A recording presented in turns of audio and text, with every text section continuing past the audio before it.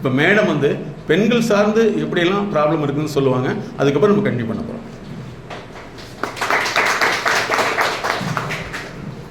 அனைவருக்கும் மாலை வணக்கம். எல்லாம் லஞ்சு சாப்பிட்டு சார் சொன்ன டீட்டெயிலாம் நிறைய கேட்டு ஹாப்பியாக இருக்கிறது பார்த்தா உண்மையாலுமே எல்லாத்துக்கும் அட்லீஸ்ட் கன்ஃபியூஷன் தான் தெரியுது. நம்ம வாழ்க்கையில் வந்து எதுக்காக இருக்கிறோம்? வருங்கால சந்தைகள்.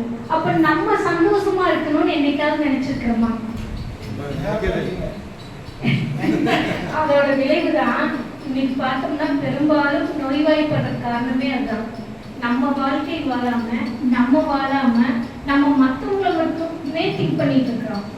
அப்ப நம்ம வாழ்க்கை நம்ம எப்ப வாழ போறோம்? நம்ம குழந்தைகளை பார்த்து, நம்ம பேர குழந்தைகளை பார்த்து, அவங்களோட சந்தோஷத்தை பார்த்து நம்ம வாழ்க்கை வாழ்றோம். அப்போ நம்மளுக்கு உடம்பு மனசு எல்லாமே டயர்ட் ஆயிடுது. அப்போ நம்மளை நம்ம எப்பெல்லாம் புதுப்பிச்சுக்கலாம் அப்படின்னா, நம்ம வாழ்றப்பவே நம்மளோட வாழ்க்கை நம்ம புதுப்பிச்சுக்கணும். எப்படி புதுப்பிச்சுக்கலாம்னா, நம்மளோட எண்ணம், சிந்தனை, செயல் இது எதுக்காக வேலை செய்யுதுன்னு பார்த்துக்கோங்க. இப்போ எல்லாமே நீங்கள் ரிட்டைர்மெண்ட் தான் ஆக போறீங்க. இதுக்கப்புறம் இப்பவே பார்த்தாலும் உங்களோட எண்ணம், சிந்தனை, செயல் எதுக்காக வேலை செஞ்சுட்டு இருக்கோம்? இனிமேல் என்ன பண்ண போறோம்? இருந்து என்ன பண்றது? எல்லாத்துக்கிட்டையும் திட்டு வாங்குறதா? வீட்டில் உட்காந்துட்டு கேள்விக்கு பதில் சொல்றதா? இழுத்து போட்டு வேலை செய்யறதா? மருமகளா இருந்தானா அவளுக்கு வேலை செய்யறதா? இல்லை மருமகம் வந்தானா அவங்களுக்கு நம்ம எல்லாம் செஞ்சு போட்டு ஒரு வேலைக்காரியாக இருக்கிறதா? லேடிஸாக இருந்தால், ஜென்ஸாக இருந்தாங்கன்னா என்ன வீட்டுக்குள்ள இருந்து பண்ணுறதுன்னு இப்படி 1008 எண்ணங்கள் உள்ளுக்குள்ள வரும். அப்போ இந்த வாழ்க்கைக்கு வந்து நம்ம எப்படி வாழணும், எப்படி இருந்தால் நல்லா இருக்கும்னு என்னைக்காவது யோசிக்கிறோமா? நம்ம மனசு வேலை செய்தா? நம்ம வாழ்ந்த வாழ்க்கை, வாழ்க்கையுடைய பாதை, வாழ்க்கையுடைய தேவை, நம்மளுடைய ஒரு 15 வயசில் நம்முடைய வாழ்க்கையுடைய தேவை எப்படி இருந்தது, நம்முடைய சூழல் எப்படி இருந்தது. ஆனால் இன்றைக்கி வாழ்க்கையுடைய தேவை எப்படி இருக்குது, சூழல் எப்படி இருக்குது, மாறுபடுது. இன்றைக்கி வந்து நீங்கள் உங்களுடைய வயசில் வந்து எதெல்லாம் உங்கள் காலத்தில் வந்து ஒரு 10 வயசில் வந்து ரொம்ப ஆடம்பரமாக ஃபேன்சியாக இருந்ததோ அதை அடையிறதுக்கு நீங்கள் 10 வருஷம் கஷ்டப்பட்டுருக்கணும். உதாரணத்துக்கு ஒரு சைக்கிள் வாங்குறதா இருக்கலாம். மிகப்பெரிய ஃபஸ்ட்டு இல்லைங்களா? சைக்கிளுங்கிறது ஒரு மிகப்பெரிய ஒரு விஷயம். அதுக்கடுத்து வந்து பைக்குங்கிறது அப்படின்ட்டு இருந்தது. இன்றைக்கி வந்து பிறக்காருக்கு முன்னாடியே சைக்கிள் வாங்கி வச்சிடுறாங்க இல்லையா? மாறுபடுது. நம்மளுடைய டிஎன்ஏ வந்து வேறு, இப்போ இருக்கிற டிஎன்ஏ வேறு. நீங்கள் இந்த ஏஜில் முக்கியமாக தெரிஞ்சுக்க வேண்டிய விஷயம் என்னென்னா, உங்களுடைய பெண் குழந்தைகளாக இருந்தால் அந்த குழந்தைகளுக்கு திருமணத்துக்கு முன் வந்து லைஃபுடைய கன்சல்டன்சி, மேரேஜ் இன்டெலிஜென்சின்னு சொல்கிறோம். இப்போ வந்து எப்படி ஆர்டிஃபிஷியல் இன்டெலிஜென்சி இருக்குதோ அதே மாதிரி மேரேஜ் இன்டெலிஜென்சின்னு தனியாக ஒரு கோர்ஸே வச்சுருக்கோம். அந்த பெண்ணுக்கு கொடுத்து விட்டால் அந்த பெண் அந்த திருமணமான வீட்டில் வந்து அங்கே புதிய நபர்களை கையாளும் திறனை அதுக்கு எடுத்துருக்கோம். ஃபாலோ பண்ண முடியுங்களா? கையாளும் திறன். ஏன்னா நம்ம குழந்தை வந்து, நமக்கு ஒரு பெண் குழந்தை இருந்துச்சுன்னா அந்த பெண் குழந்தை நமக்கு வந்து அது குலதெய்வம் மாதிரி. நம்ம அது மூஞ்சில் முடிச்சா நல்லதுன்னு நினைப்போம், அது கேட்டு வாங்கி கொடுத்தோம்னா நமக்கு நல்லதுன்னு நினைப்போம். நம்ம அந்த பெண்ணை வந்து பார்க்குற கோணம், அந்த பெண் நம்மகிட்ட இருக்கிற ஒரு அன்பு இது வித்தியாசமானது. ஆனால் இன்னொரு வீட்டுக்கு போச்சுன்னா உங்களை மாதிரி அவங்க பேரண்ட்டே கிடையாது, அவங்களுக்கு பேர் ரெண்ட் பண்ணணும் இல்லையா? அப்போ அந்த பெண் வந்து புதிய நபர்களை பார்க்கும் பொழுது நாங்கள் கிட்டத்தட்ட வந்து ஒரு 10,000க்கு மேற்பட்ட டைவர்ஸ் கேஸை வந்து சால்வ் பண்ணி மறுபடியும் திரும்பி சேர்த்து வச்சுருக்கோம். பெரும்பாலும் அவங்க என்ன செய்வாங்கன்னா, என்ன உங்கள் வீட்டில் இது கூட சொல்ல தெரியலையா, இது கூட உங்கள் வீட்டில் சொல்ல தெரியலையா, உங்கள் வீட்டில் இப்படி தான் வளர்த்துனாங்களா, உனக்கு டம்ளர் கழுவு தெரியல, நீங்களாம் இனத்தை படித்து கோடு ஓட்டுங்க இப்படிலாம் சொல்லி அவமானப்படுத்துவாங்க. அதே மாதிரி அந்த பெண்ணோட, அதாவது அந்த ஆணோடு பெண் குழந்தை இருந்ததுன்னா அந்த பெண்ணோட இந்த மாப்பிள்ளைன்னு சொல்லக்கூடிய அல்லது நம்ம பெண்ணுக்கு மருமகனாக இருக்கக்கூடியவர் வந்து அன்பாக இருந்தாங்கன்னா அந்த பெண்ணை புரிஞ்சுக்கிறதுக்கு வாய்ப்பு இருக்குது. அந்த பெண்ணு இருந்தும் தொடர்பில்லாத ஒரு ஆணாக இருந்தால் ஒரு பெண்ணை புரிந்து கொள்ளவே முடியாது. அப்போ அந்த பெண்ணுக்கு வரக்கூடியதுன்னா அதிகமான விஷயம் என்னென்னா, ஃபஸ்ட்டு முடி கொட்டுதலில் ஸ்டார்ட் ஆகும். முடி கொட்டுதலில் ஸ்டார்ட் ஆகி அப்புறம் வந்து ஒயிட் டிஸ்சார்ஜில் ஸ்டார்ட் ஆகி அந்த பெண்ணுக்கு வந்து பதட்டமாகி பலருக்கு வந்து குழந்தை வந்து தள்ளி போயிடும். இதெல்லாம் வர்றது வந்து அந்த குடும்ப சூழலில் வந்து இந்த பெண் வந்து நம்ம கொடுத்த இன்பம், அன்பு, அரவணைப்பு வேற. அவங்க வந்து பெரும்பாலும் இது படித்தவங்க படிக்காதவங்கன்னு வித்தியாசமே இல்லை. ஏன்னா நாங்கள் 4 லட்ச ரூபா சம்பளம் வாங்கி கொடுத்தவங்களே அவங்க அப்படி தான் ட்ரீட் பண்ணுறாங்க. அவங்களுக்கு வந்து நம்ம வீட்டு பெண் வந்து நமக்கு மகாராணி, அங்கே வெரி குட் வேலைக்காரி இல்லைங்களா. காலையில் எந்திரிக்க மாட்டோம், நம்ம எந்திரிச்சு அதுக்கு டீ கொடுப்போம். ஆனால் அங்கே போயில வந்து அவங்க அந்த குழந்தைகளை டார்ச்சர் பண்ணையில தான் நம்ம கண்ணில் ரத்த கண்ணீர் தான் வரும். அதனால தான் நாங்கள் என்ன சொல்கிறோம்னா, எத்தனையோ லட்சம் நீங்கள் பியூட்டிஷனுக்கு போய் வந்து கல்யாணத்துக்கு 75,000 மேக்கப் போடுறோம். ஆனால் அந்த பெண்ணுக்கு வந்து அதனால எந்த பலனும் இல்லை. குடும்ப வாழ்க்கை, இன்னொரு சமூக வாழ்க்கை எப்படி கையாளணுங்கிறது தான் எங்களுடைய கன்சல்டன்சி மேரேஜ் இன்டெலிஜென்சின்னு பண்ணுவாங்க. மேரேஜ் இன்டெலிஜென்சினா கல்யாணத்துக்கு ஒரு குடும்பம் இருந்து ஒரு 2 குழந்தைக்கு பின்னாடி அந்த பிரச்சனை வந்து அதுக்கு பேர் ஃபேமிலி இன்டெலிஜென்சின்னு சொல்கிறோம். 2 விஷயம் தெரிஞ்சுக்கணும். மேரேஜ் இன்டெலிஜென்சிங்கிறது கல்யாணம் ஆகக்கூடிய பெண்ணு அல்லது கல்யாணமாகி குழந்தை இல்லாமல் இருக்குன்னா அது கொடுக்குரிய சைக்கலாஜிக்கல் கன்சல்டேஷன் மேரேஜ் இன்டெலிஜென்சி. அந்த பெண்ணுக்கு திருமணமாகி குழந்தை இருக்குதுன்னா அது கொடுக்குற கன்சல்டன்சி பேர் ஃபேமிலி இன்டெலிஜென்சி. அப்போ இதை கொடுக்குறப்ப அந்த பெண் வந்து நிச்சயமாக அதை கையாளும். அதுவேளை வந்து சில சமயங்கள் பிரச்சனை இருக்கிறவ, அதனால தான் மேடம் இருக்காங்க, அவங்கள வந்து அந்த மாதிரி உள்ளவங்க வந்து கன்சல்டேஷன் வந்து போய் ஃபோன் லைன்லேயே கூப்பிட்டு எப்படி நீங்கள் நடந்துக்கணும் விஷயம் சொல்லல. அந்த பெண் அந்த கணவனை புரிந்து கொண்டு கையாள தெரிந்து விட்டால் நமக்கு நிம்மதி. இல்லைன்னா எவ்வளவு சொத்து சுதந்திருந்தாலும் நம்மளால் நிம்மதியாக வாழவே முடியாது. அதை நீங்கள் ஃபஸ்ட்டு மனசில் வச்சுங்க. திருமணத்துக்கு முன் அந்த பெண்ணுக்கான மேரேஜ் ஃபிட்னஸ் கன்சல்டன்சி எல்லாமே சொல்லுவாங்க. நான் சமாளிச்சு நான் பார்த்துக்கணும்னு சொல்கிறாங்க. ஆனால் உண்மையில் அது தவறு. அங்கே போய் எத்தனை பெண்கள் அழுகிறாங்க. அதாவது ஒரு டீ கடைக்காரரு ஒரு பெண்ணை கல்யாணம் பண்ணிட்டு போகிறாரு.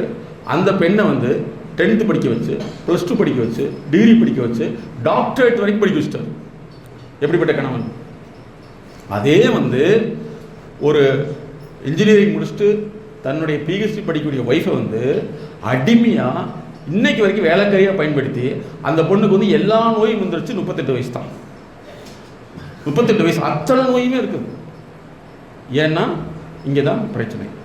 இப்போ அந்த குழந்தை என்ன செய்ய முடியும்? இதில் பல பேர் என்னன்னா, நீ அம்மா வீட்டுக்கு போகாத, அம்மாட்ட செல்ஃபோன் பேசாத, இல்லைங்களா, உங்கள் அப்பா வீட்டுக்கு வரக்கூடாது, சொந்தக்கார வீட்டுக்கு வரக்கூடாது.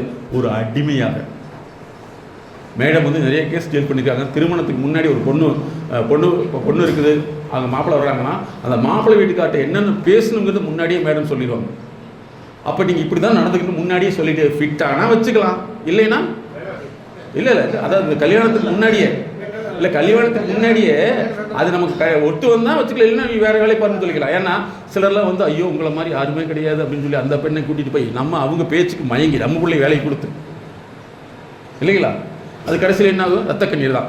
பெண்களுக்கு அதிகமாக நோய் வருவதற்கு காரணமே வந்து குடும்பத்தில் ஏற்படக்கூடிய பிரச்சனை. நம்ம குடும்பம் அல்ல, ஒரு சில குடும்பத்தில் வந்து தாய் வீட்டிலே பிரச்சனை இருக்கலாம். அது நம்ம வந்து ரொம்ப ரேர். 99% வெளிப்பெண் பிரச்சனை தான். அந்த பெண் வந்து முடக்கப்படுது, அடக்கப்படுது, ஒடுக்கப்படுது. அதாவது வீட்டுக்குள்ளே வந்து எந்திரிக்க முடியாது, தூங்க முடியாது. சார் என்ன எங்கள் வீட்டிலலாம் இப்படி தான் தூங்க மாட்டோம். இப்படி தூங்கிட்டு இருந்தா ஒரு பொம்பளை தூங்கினா வீடு எப்படி விளங்கும்? இந்த அம்மா தூங்காமல் விளங்கிச்சு இல்லை ஏன் சார் இப்படிலாம் சொல்லிடுவாங்க. அதனால் பெண் குழந்தைகளாக இப்படி இருந்தால் இதை நீங்கள் புரிஞ்சுக்கணும். 2வது, ஆண் குழந்தைகளாக இருந்தால் அவங்களுக்கு வந்து எந்த விஷயத்தையும் தள்ளி போட்டு வேலைக்கு போகாமல் இருக்காங்கன்னா அவங்களுக்கு ஜாப் ஃபிட்னஸ்னு ஒரு ப்ராப்ளம் இருக்கணும். இதை நீங்கள் புரிஞ்சுக்கணும். ஓகே, அதுக்கடுத்து இன்னொரு விஷயம் என்னென்னா, இங்கே தான் முக்கியமான விஷயம். உங்களுடைய வாழ்க்கை திறமையோடு இனிமேல் நீங்கள் நீண்ட நேரம் அன்பாக இருக்கிறதுக்கு இன்னிலிருந்து ஸ்டார்ட் பண்ணிடணும். முதல்ல போய் அன்பாக இருந்தீங்கன்னா சண்டை வந்துடும். ரிட்டையர் ஆக முன்னாடி காலில் விழுக்கிறியா? யார் சொல்லி கொடுத்தா? MSK ஒருத்தர் வந்தார், கூப்பிடு போன போடு. அதனால் நீங்கள் என்ன செய்யுங்கன்னா, முதல்ல இந்த மாதிரிலாம் இருந்தது அப்படின்னு சொல்லிட்டு அவங்க கிட்ட விஷயத்தை சொல்லிட்டீங்கன்னா, நான் சொல்லி உங்களுக்கு புரியாது அப்படின்னு உங்களுக்கு திட்டு தான் விழுகும். ஆனால் யாராவது சொன்னால் மட்டும்தான் கேட்பேன். இன்னும் யார் என்ன சொல்லி கொடுத்தா அதை கேட்பே தெரியும் அப்படின்னு போட்டுருவாங்க. அதனால் நீங்கள் அதை சொல்லிவிட்டு ஃபஸ்ட்டு உங்களுடைய வாழ்க்கை திறனோடு அன்பாக இருக்க கற்றுக்கணும். 2வது, நீங்கள் 2 பேருமே வந்து ஸ்பெஷலாக எங்கேயாவது பணமெல்லாம் வந்த பின்னாடி ஒரு 2 நாள் 3 நாள் ஒரு டூர் மாதிரி போயிட்டு வாங்க. பல பேர் யோசிக்கிறத பார்த்தா பயமாக இருக்குது. நாங்கள் அப்படி போய்த்தான் பிரச்சனை நான் இந்த ரூட்டில் போனாலும் நீ அந்த ரூட்டில் போ, அந்த ரூட்டில் போன இந்த ரூட்டில். நீங்கள் இதெல்லாம் உங்ககிட்ட சொல்லிட்டீங்கன்னா நல்லா தெரிஞ்சுங்க. நாங்கள் நிறைய அது பாருங்க, அது செல்வராஜ் இருக்காருல்ல சார், நீங்கள் எந்திரிங்க, உங்களுக்கு வேலை இந்தியா. ஃபர்ஸ்ட்டு இவங்க 33 பேர்த்தோடைய கூப்பிட்டு நீங்கள் ஒரு ப்ரோக்ராம் ஆர்கனைஸ் பண்ணுங்க, எங்கள் நிறுவனத்து மூலம் வரணும். ஏன் அப்படின்னா என்ன சார், 10 நிமிஷத்துக்கு முன்னாடி நினைச்சேன் சார், அவங்களே கூட்டிட்டு வந்து கிளாஸ் எடுத்தா நம்ம அங்கே போய் விளக்க வேண்டியது. இல்லை, கரெக்டு தான். அதாவது என்னன்னா, இது வரைக்குமே வந்து நம்மளே அவங்க கண்ணோட்டத்தில் வேற கண்ணோட்டத்தில் தான் பார்த்து வச்சிருப்பாங்க. இது வரைக்குமே பணம் வந்து அதிகமாக வருது, இது எப்படி என்ன பண்ணலாம்னு லேடிஸ் எல்லாரும் கணக்கு போட்டுருப்பாங்க. நிச்சயமா இல்ல, அதுக்கு வந்து உங்களுடைய இது ஒத்துக்காது. செல்வராஜ் சார்ட்ட சொல்லி ஒரு நீங்க ஒன்று ஆர்கனைஸ் பண்ணுங்க சார், ஒரு ஹாஃப் டே ப்ரோக்ராம் ஆர்கனைஸ் பண்ணுங்க.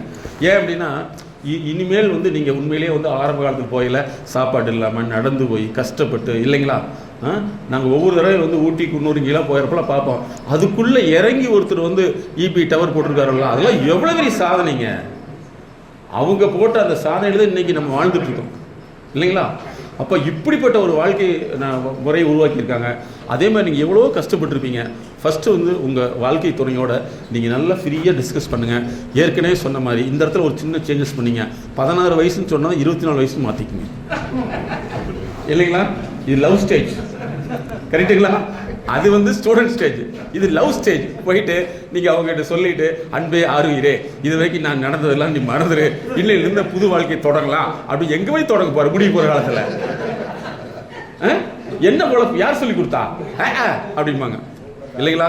நீ என்ன வேணாலும் திட்டிக்கோ, உன்னை தர வேறு வழியே இல்லைன்னு சொல்லிட்டீங்கன்னா முதல்ல ஃபஸ்ட்டு 3 ஸ்டேஜ் நீங்கள் தாண்டி வரணும். ஃபஸ்ட்டு எதிர்ப்பாங்க, எழுதிக்கிங்க. மோஸ்ட்டு உங்கள் ஒய்ஃப்கிட்ட எது சொன்னாலும் சரி அப்படிங்கிற ஒரு கேள்வி வந்துச்சுன்னா எதிர்ப்பு. ஃபஸ்ட்டு எதிர்ப்பாங்க,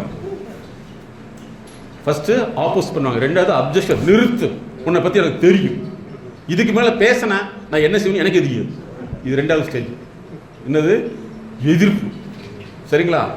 3வது ஃபஸ்ட்டு வந்து ஆப்போஸ், 2வது வந்து அதாவது முதல்ல வந்து அப்படி பயங்கரமாக வந்து எதிர்ப்பாங்க. 2வது வந்து என்ன செய்வாங்கன்னா அதை வந்து அப்ஜெக்ஷன் பண்ணுவாங்க, நிறுத்து முதல்ல. எத்தனை காலம் நான் பார்த்துட்டு ஏமாந்துட்டேன், இனி ஏமாறலாம் ஒன்றும் இல்லைங்க, இல்லை கொடுத்துட்டேன், இருந்தெல்லாம் நகையெல்லாம் கொடுத்தாச்சு, இனி என்ன இருக்கு, உயிர் தான் இருக்கு, வேணா எடுத்துக்கோ அப்படின்னு சொல்லுவாங்க. நீங்கள் இதுக்கெல்லாம் வந்து வெக்கமான சூடு சொன்னீங்க ஃபார்முலாவை யூஸ் பண்ணி எதுவுமே இருக்கக்கூடாது. Okay student, okay good. இதை போய் சொல்லிடக்கூடாது. நீ திட்டா நான் தாங்கிவேன்னு சொல்லிட்டீங்கன்னா அப்போ பரவாயில்ல. ஃபஸ்ட்டு இந்த விஷயத்தில் 3வது ஸ்டேஜுக்கு என்ன பண்ணுவாங்கன்னா, நீ சொல்கிறது பார்த்தா யோசிக்கிற மாதிரி தான் இருக்குது, சொல்லி தொலை அப்படின்னு 3வது ஸ்டேஜ் அக்செப்ட் பண்ணிக்குவாங்க. 3வது ஸ்டேஜ் தான் அக்செப்ட் பண்ணிக்குவாங்க. இது வந்து இது வந்து என்னென்னா ஃபஸ்ட்டு வந்து ஏற்றுக்கொள்ளும் தன்மை, ஏற்றுக்கொள்ளும் தன்மை. 3வது கடைசியில் ஏற்றுக்கொள்ளும் தன்மை. அப்போ வந்து நீங்கள் என்ன சொன்னீங்கன்னா, ஏங்க ஒரு 15 வருஷத்துக்கு முன்னாடி தான் எப்படி நல்லா இருந்திருக்கோம், அப்போ குரங்காட்டுறது ஓட்டு, கரெக்டுங்களா. இல்லை சொல்ல வேணும், கரெக்டாக தப்பா. இப்போ வந்து காலம் போன இடத்துல காதல் பண்ணலாம், காதலிக்கு நேரம் இல்லைன்னு சொன்னால் என்ன அர்த்தம் அப்படிம்பாங்க. இந்த சமயத்தில் தான் நீங்கள் உங்கள் வாழ்க்கையோடு இனிமேல் தான் நீங்கள் வாழணும். பேரே பேத்தி அப்புறம் சொந்தம் பந்தம்னு விட்டு போட்டு நீங்கள் உங்கள் வாழ்க்கை தன்னோட மகிழ்ச்சி அறிங்க. பெண்களாக இருந்தால் உங்கள் ஹஸ்பண்டை போய் இதெல்லாம் நேரடியாக சொல்லி ஓ மை டார்லிங், இன்னும் எது நம்ம சந்தோஷமாக இருக்கலாம்னு சொன்னீங்கன்னா, வாட் இஸ் திஸ், ஓகே இப்படி ஒரு வார்த்தை நான் கேள்விப்பட்டதே இல்லையே. நான் விநாயகனுக்கு தண்ணி ஊற்றுறது கரெக்டாக போச்சு, கண்டிப்பாக ஒய்ஃப் மாறுவாடா அப்படின்னு சொல்லி இன்றைக்கி தான் நடக்குது. தேங்க்யூ பாரு. நம்ம வந்து அப்படி ஒரு வார்த்தையை பரிமாறிக்கிறது இல்லையே, இல்லையா. ஏன்னா நம்ம சொல்லி கொடுத்துருவாங்க. இனி போய் இனி நிறைய குடும்பத்தில் என்னென்னா, ஒரு குறிப்பிட்ட ஏஜ் ஆன முன்னாடி ஹஸ்பண்ட் ஃப்ரெண்டு ஒன்றா உட்காந்து பேசுறது கிடையாது. பேசினா பல பேருக்கு வந்து அல்சர் வந்துடுது. சொந்தக்காரருக்கு முன்னாடி 2 பேர் கல்யாணத்துக்கு ஒன்றா போய் பாருங்க, இங்கே வேறு அப்படி தான் சொல்கிறாங்க. நான் பேசுகிற லாங்குவேஜ் கரெக்டுங்களா, சுத்தமான தமிழ் அப்படி தான் பேசுவாங்க இல்லைங்களா. ஆஹா இந்த ஜோடிகளை பாருங்கள், கண் கவரும் அற்புதமாக இருக்கிறது, ஆஹா அப்படின்னு சொல்லுவாங்களா, என்ன சொல்லுவாங்க, அவங்களுக்கு பிடிச்ச லாங்குவேஜ் இதுதான். இந்த வயசில் எல்லாம் திமிரு இல்லையா, அப்படிதான் சொல்லுவாங்க. பாருங்க, நீங்கள் இந்த ஊர் உலகமே தப்பாக பேசினா தப்பாகவே எடுத்துக்காதீங்க. ஏன்னா அவங்களுக்கு தப்பாக மட்டும்தான் பேச தெரியும், நீங்கள் தெரிஞ்சுக்கணும். நீங்கள் இனிமேல் வந்து 2 பேரும் ஹாப்பியாக இருக்க ட்ரை பண்ணுங்க. இந்த 3 ஸ்டேஜை 3 மாதம் ஆகலாம், 3 வருஷம் ஆகலாம். முன்னாடி சொன்னதான் எதிர்க்கிறது 3 நாளே முடிக்கல. வேற இன்னையிலிருந்து நீங்கள் ஸ்டார்ட் பண்ணுங்க. அவர் தலைவர் டக்கெட் முடிச்சிருவாரு. இன்னையிலிருந்து ஸ்டார்ட் பண்ணிட்டீங்கன்னா உண்மையிலேயே உங்களுடைய ரிட்டையர்மெண்ட் வாழ்க்கைக்கு நினைக்கவே நினைக்காது. இன்னைக்கு ரெஃப்ரெஷ்மெண்ட் லைஃப். இனிமேல் ரிட்டையர்மெண்ட்டே கிடையாது, ஓய்வு கிடையாது. இனிதான் சுறுசுறுப்பு வாழ்க்கை. எழுதிக்கங்க, முக்கியமான பாயிண்ட். நீங்கள் ரிட்டையர்மெண்ட் கிடையாது, இனிமேல் ரிட்டையர்மெண்ட் கிடையாது, ரெஃப்ரெஷ்மெண்ட்.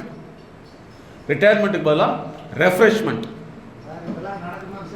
நிச்சயமாக நடக்கும், நிச்சயமாக கிடைக்கும். அது அதை நடக்கிறதுக்கு நீங்கள் கொஞ்சம் சில விஷயங்களை கடந்து வரணும்.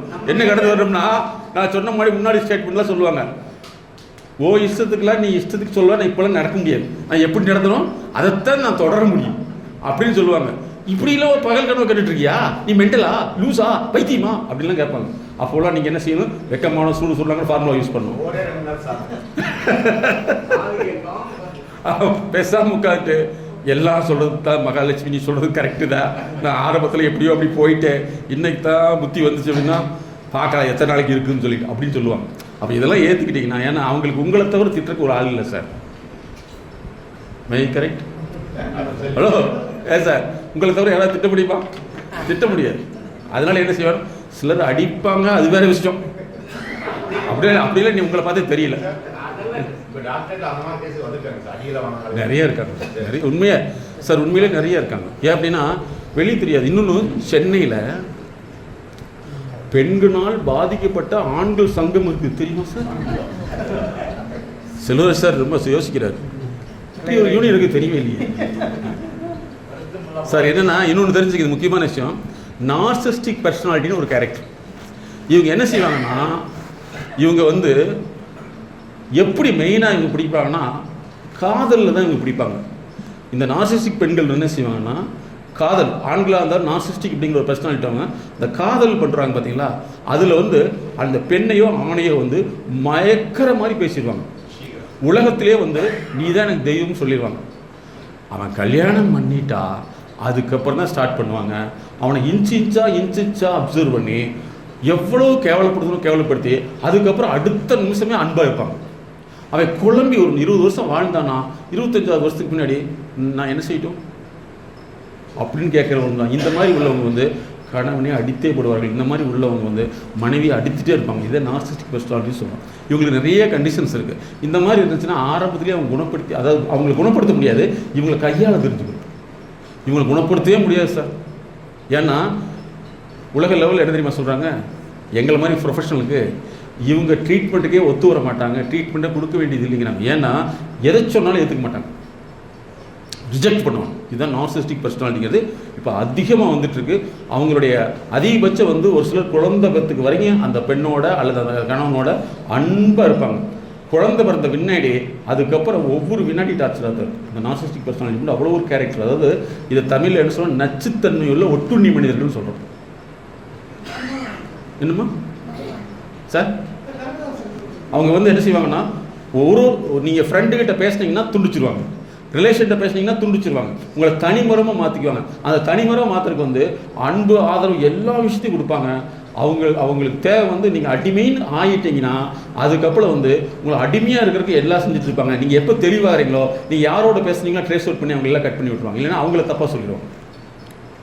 இது நாங்கள் பார்க்கக்கூடிய விஷயம். இந்த மாதிரி இருந்தாங்கன்னா ஃபஸ்ட்டு அந்த பாதிக்கப்பட்ட ஆண் அல்லது பெண் அவங்கள மாற்றவே முடியாது. நல்லா தெரிஞ்சுங்க, அந்த பர்சனாலிட்டி உள்ளவங்களை மாற்றவே முடியாது.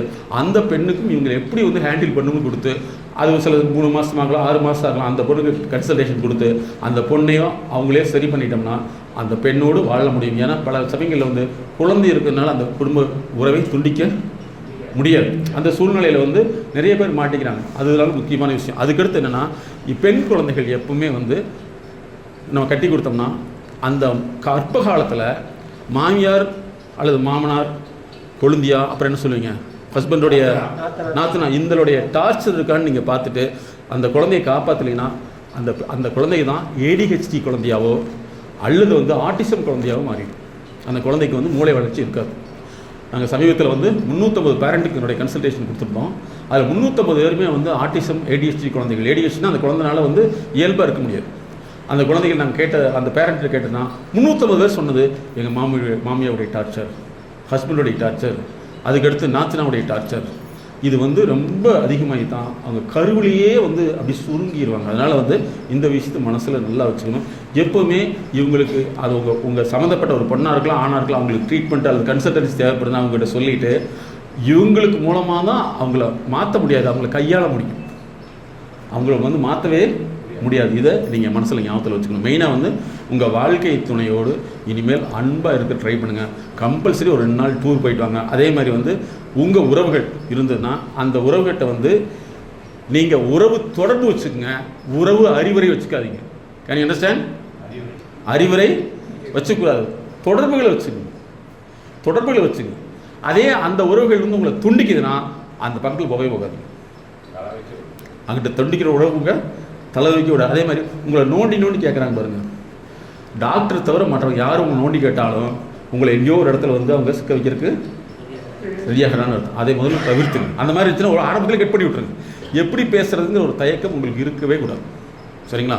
ஏன்னா இனிமேல் வந்து உங்களோட இன்பங்கிறது வந்து குழந்தைகள், மனைவி, இதை பொறுத்து தான். அது இதுக்குள்ளே வந்து நம்ம அந்த குழந்தைகிட்ட வந்து பிரச்சனை இருக்குது, பேரம்பேத்திக்கிட்ட பிரச்சனை இருக்குது, அதை சால்வ் பண்ணிக்கலாம். அதற்கு வந்து அதுக்குண்டான தொழில்துறை நிபுணர்களுடைய கன்சல்டன்சி வேணுங்கிறதா எங்களுடைய விழிப்புணர்வாக உங்களுக்கு நான் சொல்லிட்டு வரேன். அதனால் இன்னையிலிருந்து வந்து வீட்டுக்கு போனால் நீங்கள் ஹாப்பியாக இருக்கிறதுக்கு முயற்சி வரணும். அதே மாதிரி நீங்கள் பக்கத்தில் உட்காந்து உங்கள் வாழ்க்கைத்தினுடைய பேசுகிறதுக்கு எந்த தயக்கும் படாதீங்க, எந்த லைசன்ஸும் தேவையில்லை. அப்படி யாராவது லைசன்ஸ் கேட்டாங்கன்னா எங்களை வந்து காண்டாக்ட் பண்ணுங்கள். ஹலோ, அதுக்கும் சரிங்கிறீங்க, பக்கத்துலேயே பேசுகிறது இல்லைங்க சார். எப்போவுமே வந்து பெண்களுடைய இயல்பு என்னென்னா உங்கள்கிட்ட நிறைய பேசணும். ஒரு சில டைப், ஒரு சிலருக்கு மட்டும்தான் அது வரும், ஒரு சிலருக்கு வந்து பேசாமல் இருக்கிறத பிடிக்கும். சும்மா நோய் பேசுறது போய்க்கலாம் அப்படின்றாங்க. அந்த மாதிரி இருந்தாங்கன்னா உங்களுக்கு 2 டைப்பை நீங்கள் புரிஞ்சுக்கிட்டு அவங்களுக்கு கம்பேனியனாக மாற்றிங்கன்னா உங்கள் மகிழ்ச்சிகரமாக இருக்கும். அதுதான் முக்கியமாக உங்களுக்கு சொல்ல வேண்டிய விஷயம். நீங்கள் வந்து மகிழ்ச்சியை தான் அதிகப்படுத்தணும். அப்போ எங்கேயாவது ஒரு தடை ஏற்படுதுன்னா ஒன்று எங்கே தடைங்கிறது தான் ரிக்ரெஷன் அனாலிசிஸ்ன்னு சொல்கிறோம். உங்களுடைய எப்படி டைம் வந்து டேபிள் மூலம் ரிக்ரெஷன் அனாலிசிஸ் மூலமாக சரி பண்ணிட்டோம்னா உங்களுக்கு கண்டிப்பாக இன்னொரு 50 வருஷத்துக்கு வந்து நோய் இல்லாமல் வாழ முடியும். உங்களுக்கு நோய்க்கு காரணம், உங்களுக்கு உடம்பு சரியில்லாத காரணம் வந்து பின்னோக்கி பார்த்தீங்கன்னா நிச்சயமாக 2 தான், ஃபுட் அண்ட் ஃபீலிங். உணவு சரியில்லைன்னா உங்களுக்கு நோய் வந்திருக்கும், உணர்ச்சி சரியில்லைன்னா நோய் வந்திருக்கும். ஃபுட் அண்ட் ஃபீலிங் தான், அதான் எங்களுடைய ஸ்பெஷல் ட்ரீட்மெண்ட்டை. அதனால் வந்து இன்னிலிருந்து உங்கள் வாழ்க்கை துணையோட நீங்கள் மகிழ்ச்சிகரமாக இருக்க போகிறீங்க, ஓகேங்களா? அதுக்கடுத்து முக்கியமான இன்னொரு அடுத்த செய்தி எதுனா, நீங்கள் இந்த ரிட்டையர்மெண்ட்டுக்கு பின்னாடி வந்து எப்போவுமே ஃப்ரெஷ்ஷாக இருக்கணும்.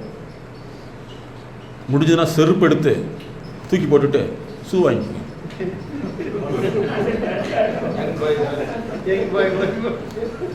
கரெக்டுங்களா? செருப்பு எடுத்துட்டு நீங்கள் அப்படி அப்படின்ட்டீங்க, தூக்கி போட்டுட்டு ஷூ போட்டுங்க. உங்கள் பேரோட பேத்திய வகையில் வந்து உங்களை பார்த்து ஒரு சந்தோஷப்படணும். நான் ஃபோர்மேன் தான் அல்லது வந்து அந்த மாதிரிலாம் நீங்கள் நினைக்க வேண்டியது இல்லை. நீங்கள் இனிமேல் மேன் தான். என்ன மேன்? 24 வயசு, 16 வயசுக்கு தான் மைண்டுக்குள்ளே. இந்த சமயத்தில் 24 வயசாக மாறிட்டு ஹாப்பியாக இருக்கிற ட்ரை பண்ணுங்க. ஹாப்பின்னா என்ன தெரியுமா? அடுத்தவங்க சொல்கிறதுக்கு எஸ் வெரி குட் சூப்பர் அப்புறம் அப்படின்னு அப்படிலாம் செய்யக்கூடாது அப்படின்னு காமிச்சிங்கன்னா இதுக்கு தான் உன்னை சொல்கிறது, இதுக்கு தான் சொல்கிறது. ரிட்டையர் ஆகிட்டோமா வீட்டில் இருந்தோமா இருக்கணும், இல்லைன்னா போய் சேர்ந்துடணும் வெளியில். தப்பாக நினச்சிக்காதீங்க, வெளியில் போய் அப்படி ஆமாம் அப்படின்னு சொல்லிடுவாங்க. அதனால் வந்து நீங்கள் அறிவுரை வெட்டி போட்டு அன்புரையை உங்கள் வாழ்க்கையை துணைனா சார் இனிமேல் உங்களுக்கு முக்கியம். அவங்க கூட ஃப்ரீயாக நீங்கள் வந்து முடிஞ்ச ஒரு கடற்கரையில் கையில் அப்படி கையை பிடிச்சி ஒரு வாக்கிங் போய் பாருங்கள். உண்மையிலே மறு உலகத்தில் வாழ்ந்த ஒரு இன்பம் உங்களுக்கு கிடச்சிடும். அதை முதல்ல நீங்கள் செய்யணும். இன்னும் எடுத்து முயற்சி பண்ணி பாருங்கள். வீட்டில் இன்றைக்கே போய் பேச்சுவார்த்தை நடத்திடுங்க. ஏங்க கன்னியாகுமரி போங்க, என்னது நீங்கள் முடிஞ்சா வந்து ஒப்படக்காரவியில் ஒரு கடற்கரை கொண்டு வந்து காமிங்க சார், நான் கூட்டு போன்னு சொல்கிற மாதிரி இருக்குது இல்லையா? கோவா வேண்டாம் சார், அது கோவமா இருக்கு சார். ஓ கோவா கூட்டிட்டு வந்து இதுதானா? அப்படியே ஒரு கேள்வி கேட்க வச்சு சிந்திக்க வச்சுடாதீங்க. கன்னியாகுமரி கூட்டு போய் கடலை பாருங்க, பக்கத்தில் உள்ள விவேகானந்தரை பாருங்க, ஓ அறிவு வருதா அப்படின்னு கேட்டுக்குவாங்க. வள்ளுவரை பாருங்க, அங்கே 2மே அறிவுதான் இல்லைங்களா? நல்ல நீங்கள் பரவாயில்ல, வெரி குட். நீங்கள் ஒய்ஃபு 2 பேர் தான் போயிருக்கீங்க பாருங்க. இவர் பாருங்க ப்ரீ ரிட்டையர்மெண்ட் ப்ரோக்ராம் மாதிரி ப்ரீ ரிட்டையர்மெண்ட் டூர் போட்டு இருக்காரு. பரவாயில்ல, அதே இது ஒரு நல்ல விஷயம். அதே மாதிரி எப்பவுமே உங்கள் திருப்பி உங்கள் மைண்டில் வச்சுக்காது, யாருக்கும் அறிவுரை சொல்லவே சொல்லாதீங்க. காலில் விழுந்து கேட்டாலும் சொல்லாதீங்க. இல்லை அவங்க வந்து கேட்டாங்கன்னா நீ என்ன சொல்கிற, என்ன நினைக்கிற டார்லிங் அப்படின்னு கேளுங்க. அப்படி கேட்டாங்கன்னா அவங்க இப்படி தான் செய்யலாம். வெரி குட், அது தோல்வி அடைஞ்சுன்னா வெரி குட், நீ சொல்லி தோல்வி அடையல, அவங்க தோல்வி அடைச்சா டோன்ட் வரி டார்லிங் அப்படின்னுங்க. My husband very good. எப்படி இப்படி மாறின, ஹார்லிக்ஸ் மாதிரி மாறிட்டே இருக்கியா அப்படிம்பாங்க. அதை ஃபாலோ பண்ணிங்க. அதிகமாக வந்து வீட்டுக்கு போனால் செல்ஃபோனை வந்து க்ளோஸ் பண்ணி வச்சுருங்க. அவங்க கூட வாழுங்க, உங்களோட வாழ்க்கையை தரமே சுத்தமாக மாறிடும். ஸோ இன்னையிலேருந்து முயற்சி பண்ணலாமா? ஓகே ஸ்டூடெண்ட், ஹாப்பியாக இருப்பீங்கல்ல? Okay good. இப்போ நம்ம லாஸ்ட்டு வந்து இத்தனை தடைகள் இருக்குதுன்னு பார்த்தோம். அதாவது இந்த தயக்கம் எத்தனை சார், அந்த டோட்டல் போடுங்க சார் அதில்.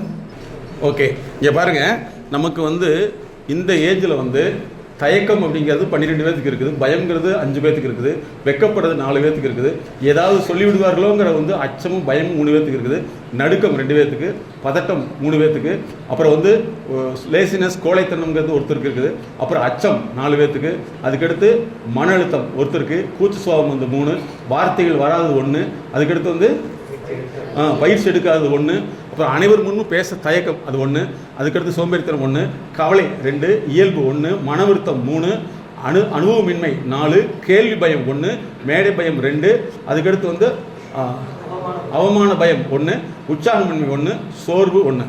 இவ்வளவு பிரச்சனைகளை நம்ம கடந்து வர வேண்டியது இருக்குதுன்னு நீங்கள் ஞாபகத்தில் வச்சுங்க. இனிமேல் வாழ்க்கையில் வந்து இவ்வளோ விஷயங்கள் நீங்கள் என்ன செஞ்சாங்கன்னு கடந்து வர வேண்டியது இருக்குது. இந்த கடந்து வர வேண்டியதுக்கு வந்து உங்களுக்கு துணை யாருன்னா யாருமே இல்லை, யாருமே இல்லை. எங்களுடைய இந்த கன்சல்டன்சி மைண்டில் வச்சுக்கிட்டு இது கூட நீங்கள் போயிட்டே இருங்க. உங்களுக்கு உங்களுடைய வயது உண்மையிலேயே கம்மியாகும், அந்த உற்சாகம் உங்களுக்கு வந்துடும். அதே மாதிரி எங்கே போனாலும் சரி, நீங்கள் இந்த கல்யாண வீட்டுக்கு அதெல்லாம் போகிறீங்கன்னா முக்கியமான விஷயத்த சொல்கிறத கேட்டுங்க. நீங்கள் உங்களுடைய பணத்தை கொண்டு போய் கொடுத்து மொய் வச்சா தான் உங்களுக்கு மதிப்பு வரும்னு நினச்சா அந்த விஷயத்துக்கு போகவே போகாதீங்க. கடன் வாங்கி கல்யாண செலவு பண்ணுறது, கடன் வாங்கி மொய் வைக்கிறது, இதை இன்னையோட ஒரு ரெட்டிங் போட்டு இந்த திட்டம் இன்றோடு கைவிடப்படுகிறது அப்படின்னு உங்கள் வாழ்க்கையை தோண்டிட்டு சொல்லிடுங்க. முன்னாடியே போய் ரஃபாக சொல்லாதீங்க, அதுக்கு ஒரு ஸ்டோரி சொல்லணும். இந்த மாதிரி ஒரு 3 மணி நேரம் நடந்த பிறகு சொல்லி, அதனால் மயிலே பணம் நம்மகிட்ட இருந்தால் தான் வசதியாக இருக்கும், இந்த மாதிரி மொய் வச்சு பொய்யா வச்சு அதெல்லாம் மதிப்பு மரியாதை வாங்க வேண்டியதே இல்லை. அப்படி மதிப்பு மரியாதை வேணும்னா 1000 ரூபாய் போஸ்டர்ஸ் ஒட்டிக்கலாம், கரெக்டுங்களா? பேனை வாங்கி எழுதி வச்சுக்கலாம் அப்படின்னு சொல்லிட்டு சொல்லிடுங்க. ஏன்னா நிறைய பேர் வந்து சார் நல்லா கேட்டுங்க, நிறைய பேர் வந்து நம்ம இதை இவ்வளோ பணம் வைக்கலன்னு நம்மளை பற்றி 4 பேர் என்ன நினைப்பாங்க, அந்த 4 பேர் யாருன்னு அவங்களுக்கு தெரியாது, உங்களுக்கு தெரியாது. அதனால் இந்த கடன் வாங்கி அல்லது கையிருப்பை வந்து மொய் வச்சு ஒரு பொய்யா பேர் எடுக்கிற எண்ணத்தை இன்றிலிருந்து நிற்பாட்டிக் கொள்வது உங்களுடைய பண வசதிக்காகவும் பண பெருக்கத்துக்காகவும் பண செலவை குறைப்பதற்காகவும் உதவிகரமாக இருக்கும். ஓகேவா? செய்யலாமா? அதே மாதிரி கல்யாணத்துக்கு வந்து உதவி கேட்குறாங்க, ஒருத்தருக்கு முடியலைன்னா கம்பல்சரி நீ செய்யுங்க. அதுவும் வந்து கடனாக வரல, ஃப்ரீயாக செஞ்சுருங்க. கடன் கொடுத்துட்டிங்கன்னா கொடுத்துதான் நினச்சிட்டிங்கன்னா உங்களுக்கு பிரச்சனை இல்லை. இல்லைன்னா கொடுத்தது வாங்குறதுக்கு 10,000 ரூபா செலவு பண்ணணும் மினிமம், அல்லது 10 லட்சமாக கூட மாறலாம். ஓகேவா? இனிமேல் என்ன சார் அதுதான், ஆமாம், பின்ன யார்கிட்ட கொடுக்கலாம். அதனால் வந்து உதவி கேட்குறாங்களா இந்த அப்படின்னு கொடுத்துருக்கு, அது நமக்கு உதவி செஞ்ச ஒரு திருப்தியாக போயிடும். அந்த மாதிரி செஞ்சீங்கன்னா நிச்சயமாக உங்களுடைய வாழ்க்கையில் வந்து இன்னும் ரொம்ப சிறப்பாக இருக்கும். ஃபாலோ பண்ண முடியுதா? இனிமேல் பண்ணிக்கலாமா? சரி, அடுத்த ஒரு முக்கியமான விஷயம். இப்போ நீங்கள் நான் உங்களை கூப்பிட்டோன்னே வர முடியாதுக்கு இவ்வளோ காரணம் வந்துருச்சு இல்லைங்களா? ஆமாவே இல்லையா? இப்போ நீங்கள் என்ன செய்கிறீங்கன்னா, யாரும் 2 பேர் வாங்க, ஃபஸ்ட் மார்க்கே எடுக்கிறவனே அவன் எடுக்கட்டுமே அப்படின்னு சொல்கிறது இல்லை, யார் வேணாலும் எடுக்கலாம், அப்படி தானே கணக்கு சார்? அதனால தப்பு இல்லை, வாங்க. 2 பேர் வரவே இல்லை, அந்த இந்த சைடு வந்து 2 பேர் பாருங்க. இப்போ நீங்கள் முதல்ல தெரிஞ்சுக்கணும், வாங்க வாங்க. இந்த தயக்கம்ங்கிறது நீங்களே உங்களுக்குள்ளே போட்டு வச்சுருக்கிற ஒரு மிகப்பெரிய கூண்டு, இதை மாற்றிடணும். சரிங்களா? இதிலேருந்து வெளியில் வரணும். அதுக்கடுத்து வந்து யார்கிட்ட பழகினாலும் ஃபார்மாலிட்டிக்கு பழகக்கூடாது. சார் உங்கள் பேருங்க சார்? James Kennedy. சார் உங்கள் பேர்? ராமசாமி. ஐயா உங்கள் பேர்? சபர்தீன் பாஷா. இப்போ 3 பேர் வந்துட்டீங்க. அப்படியே நான் உங்களை ஃபஸ்ட்டு பழக சொன்னதில்ல, அவங்ககிட்ட பழகினவங்க பேரெலாம் ஞாபகத்துக்கு இருக்குதா? புதுசாக பழகினவங்ககிட்ட இல்லை. Very good. இதே பிரச்சனை எல்லாத்துக்கும் இருக்கும். நீங்கள் இனிமேல் இல்லை சார் அப்படி நினைக்கக்கூடாது சார். நீங்கள் 16 அப்படி திருப்பி போடுங்க, சைபர் எடுத்துருங்க. 16 இனிமேல் யார்கிட்ட பழகினாலும் நீங்கள் பிரியமாக டீட்டெயிலாக பழகிட்டீங்கன்னா அந்த நட்பு நமக்கு எப்போவுமே நிலையானது இருக்கும். ஏன்னா உலகத்தில் வந்து நட்பை முறைப்படுத்தினோம்னா அந்த நட்பு நமக்கு உயிர் கொடுக்கும். முறைப்படுத்தாத நட்பு உயிரெடுக்கும். கேட்டிங்களா? சரியா? அதனால் இனிமேல் நட்பாக தான் இருக்க போகிறீங்க. ஓகே. ஸோ இனிமேல் டீட்டெயிலாக பழகணும். எந்திரிங்க முதல்ல, எல்லாம் டீட்டெயிலாக பழகுங்க. Sir thank you. போங்க, எல்லாம் டீட்டெயிலாக 5 மினிட் எல்லாம் டீட்டெயிலாக பழகிடணும். ஐயா நீங்களா? நீங்கள் அங்கங்கே பேசிக்கொண்டதெல்லாம் எங்களுக்கு தெரிந்தது. அடிக்கடி பார்த்தா தான் நினைவுக்கு வரும். ஒரே நாளில் எப்படி நினைவு வைக்க முடியும் அப்படின்னு கவலைப்பட்டது தெரிஞ்சது. ஆனால் இது முதல்ல வந்து தவறு. மெடிக்கல் கான்ஃபரன்ஸில் ஒரு நாளைக்கு வந்து ஒரு 150 பேர் ஒரு 3 மணி நேரம் ப்ரோக்ராம் 4 மணி நேரம் நடக்கும். அந்த 4 மணி நேரத்தில் 150 பேர் ஞாபகத்தில் வச்சுக்குவாங்க. யூடியா அந்த ஸ்பெஷலிஸ்ட் அவர் இருக்காரு, என்னங்க அங்கே போங்க அப்படின்வாங்க. நல்லா தெரிஞ்சுங்க, நினைவுபடுத்தும் அறிவு. இதுக்கு பேர் என்னது? நினைவுபடுத்தும் அறிவு. இந்த அறிவை நம்ம அதிகப்படுத்திட்டோம்னா நம்ம உலகமே நட்பு தானுங்க. உலகமே நட்பு தானுங்க. நீங்கள் உங்களுக்குள்ளேயே தடையை மறுபடியும் போட்டு வச்சுக்கூடாது. என்னென்னா இதுதான் நமக்கு ஏற்கனவே சொல்லிக் கொடுத்தது. நினைவாக இருக்கணும்னா நிறைய பழகணும் அப்படிங்கிறது. அது தவறு. ஒருத்தரை நீங்கள் பார்த்தாலும் அவர்களே உங்களுடைய மனதுக்குள் வைத்துக்கொள்ள முடியும். அதுக்கு தேவை தான் மன அறிவு. சரிங்களா? இனிமேல் வந்து ஒரு நிமிஷம் கிடைச்சாலும் நீங்கள் பழகினால்ட்டே பழகாதீங்க சார். புதிய நட்பு தான் நமக்கு தேவை, இல்லைங்களா? அதே மாதிரி அடிக்கடி வந்து ஃப்ரெண்ட்ஸ்கிட்ட வந்து புதுசாக எஸ்டாப்ளிஷ் பண்ணிட்டே வாங்க. உங்களுக்கு புது ரத்தம் ஓடும், புதுசாக ஓடும். என்னுடைய பேராசிரியர் வந்து மேடம் சொன்ன பேராசிரியர் அவர் வேறு. இன்னொரு பேராசிரியர் வந்து கிட்டத்தட்ட அவர் ஒரு 80-90 வயசு இருக்கும். 20 வருஷத்துக்கு முன்னாடி எங்களை பார்க்கையில் வந்து அப்போ அவர் இப்போ ரிட்டையர்மெண்ட் ஸ்டேஜ் எங்களை கூப்பிட்டாரு. ஒரு வகையில் தான் என்னை கூப்பிட்டு நிறைய ப்ரோக்ராம்ஸ்லாம் ஆர்கனைஸ் பண்ணார். கிட்டத்தட்ட ஒரு 10 ஆண்டுகள் வந்து இங்கே கோயம்புத்தூரில் உள்ள நிறையா கல்வி நிறுவனங்களில் எங்களுடைய ப்ரோக்ராம் நடத்தினார். அப்புறம் நான் கேட்டேன், சார் எப்படி சார் உங்களுக்கு இது தோணுச்சு அப்படின்னு சொல்லிட்டு. அதுக்கு ஒரு வார்த்தை சொன்னார். நான் என்ன மாதிரி உள்ளவங்க கூட சேர்ந்தாங்கன்னா பூரா பிரச்சனையாக சொல்லிகிட்டு இருக்காங்க, வளர்ச்சியே இல்லை. இப்போ நீங்களாம் வரையில் வந்து புதுசு புதுசாக உங்ககிட்ட நான் கற்றுக்கலாம். ரெண்டாவது உங்கள் கூட நான் சேர்ந்தேன்னா நான் சந்தோஷமாக இருக்கேன் அப்படின்னு தான் நான் முடிவு பண்ணி இதை பண்ணினேன் அப்படின்னாரு. அப்போ தான் தெரிஞ்சு, சார் நெசமாவா சார்ன்ட்டேன். ஆமாம், இப்போ பாரு நான் அவர் படியில் இறையில் எனக்கு கூப்பிட்டு போகிறாரு. உன் மேலே தோல்களில் கை போட்டுக்குவேன். எனக்கு படி ஏறது சிரமம் இல்லாமல் இருக்கும். என்ன மாதிரி ஆள் கூட சேர்ந்தான்னா அவரை நான் தூக்கி போடியுமா இல்லை நான் அவரை தூக்கிட்டு போக முடியுமான்னு சந்தேகம் வரும் அப்படின்னாரு. அதனால் இதை ஞாபகத்தில் வச்சுக்கணும். எப்பவுமே வந்து அதுக்காக அவர்களை தவறு என்று சொல்வது தவறு. ஆனால் அவர்களுடைய இயல்பு நிலையை புரிந்து கொள்ள வேண்டும். பிறர் வந்து பிரச்சனைக்கான தீர்வை தரக்கூடிய மனிதர்களை விட பிரச்சனையை பேசிக்கொண்டு இன்பமடையக்கூடிய மனிதர்கள் இருக்காங்க.